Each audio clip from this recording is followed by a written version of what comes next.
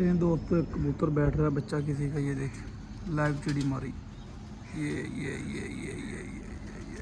ये बैठ गया बड़ा बच्चा दोस्तों किसी का, लाइव चिड़ी मारी। ऊपर जाके पकड़ के दिखाते हैं, ये बैठा है, इसको मोटे पे रंग लगे हुए पीले और लाल, पकड़ के आपको शौक कराते हैं दोस्तों। ले दोस्तों बच्चा पकड़ा गया, बच्चा पकड़ा गया दोस्तों, लूंडा सा बच्चा। अब इसको नीचे उतारते हैं फिर आपको शौक कराते हैं। ले दोस्तों ये बच्चा जो चिड़ी मारी किया, एक आँख इसकी थोड़ी सी ख़राब है। अच्छा बच्चा दोस्तों किसी का, बहुत अच्छा बच्चा है। इसको इधर छोड़ते हैं फिलहाल, क्योंकि एक आँख इसकी ख़राब, इधर फैंसी में फेंक देते हैं इसको।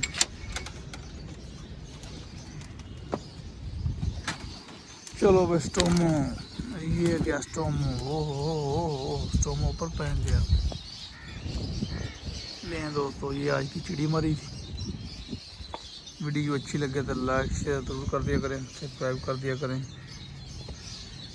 मैं आपको भाई आपका दोस्त अली जोया लाहौर से। ये फैंसियों के नीचे बच्चा पलाया हुआ मैंने।